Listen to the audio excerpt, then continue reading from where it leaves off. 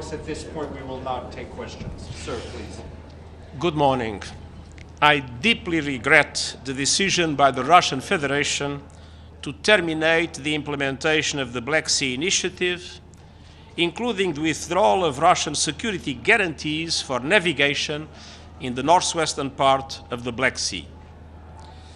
This initiative has ensured the safe passage of over 32 million metric tons of food commodities from Ukrainian ports. And the World Food Programme has shipped more than 725,000 tons to support humanitarian operations, relieving hunger in some of the hardest hit corners of the world, including Afghanistan, the Horn of Africa, and Yemen.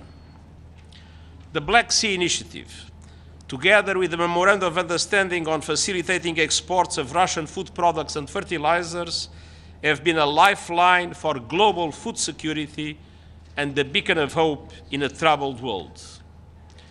At a time when the production and availability of food is being disrupted by conflict, climate change, energy prices, and more, these agreements have helped to reduce food prices by over 23% since March last year. With the decision to terminate the Black Sea Initiative, the Russian Federation also terminated its commitment to, and I quote, facilitate the unimpeded export of food, sunflower oil, and fertilizers from Ukrainian-controlled Black Sea ports, end of quote, as expressed in paragraph 1 of the Memorandum of Understanding between the Russian Federation and the United Nations. Ultimately, participation in these agreements is a choice, but struggling people everywhere and developing countries don't have a choice. Hundreds of millions of people face hunger, and consumers are confronting a global cost of living crisis, and they will pay the price. Indeed, we are already seeing a jump in wheat prices this morning.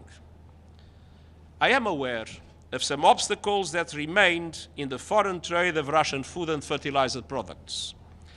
And this is precisely why I sent a letter to President Putin with a new proposal to keep the Black Sea Initiative alive. In that letter, which I believe is necessary to quote at length, I underlined that, and I quote, since the signing of the Memorandum of Understanding, and also taking into account the measures adopted by the Russian Federation, Russian grain trade has reached high export volumes and fertilizer markets are stabilizing, with Russian exports nearing full recovery, as stated by the Russian Union of Grain Exporters and Russian Fertilizer Producers Association. End of quote. The letter went on to detail action by the United Nations, namely that we have, and I quote, also delivered breakthroughs even in some of the most challenging areas of trade facilitation. The United Nations has helped to secure the issuance of US General License 6B and 6C, which are especially important in light of the extraterritorial nature of US sanctions, as these licenses apply not only to US imports from the Russian Federation, but also to all countries concerned with their sanctions regime. 2 UK general licenses on finance and trade in food and fertilizers, which are especially important for the insurance market, and the derogation by the European Union in its 9 sanctions package, which allowed, for example, the unfreezing of assets of fertilizer companies, as well as a range of clarifications, frequently asked questions, fact sheets, and other guidance to the private sector. These regulatory frameworks, as well as extensive engagement with the private sector to find dedicated solutions across banking and insurance sectors, have led to the progressive normalization of trading conditions since July 2022, including declining freight and insurance rates, and bulk vessel port calls at Russian ports have also remained mostly steady. End of quote. The letter went on to detail how we have built a bespoke payments mechanism for the Russian Agricultural Bank through JP Morgan outside the SWIFT. And the letter also described how the United Nations also has worked closely with the key Russian fertilizer groups to unblock assets amounting to over 70% of the frozen assets in the original list submitted to us by the Russian Federation in November 2022.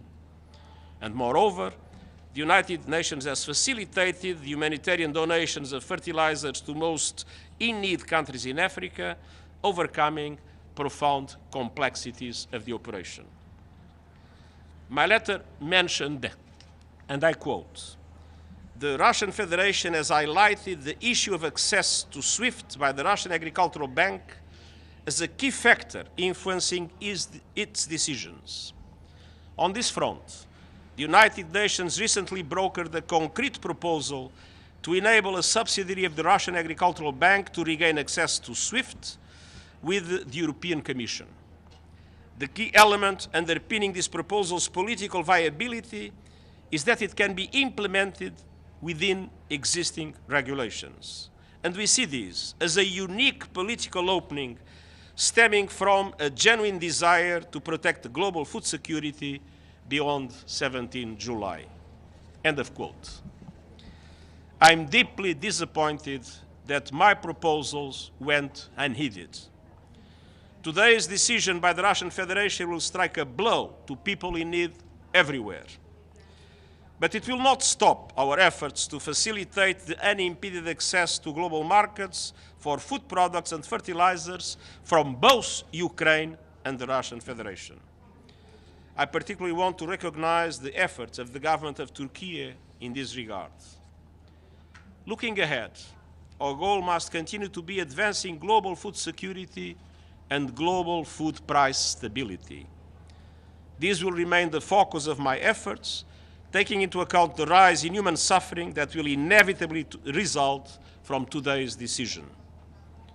We will stay fixed on finding pathways for solutions. There is simply too much at stake in a hungry and hurting world, and I thank you. Thank you. Thank you very much. Sorry, this is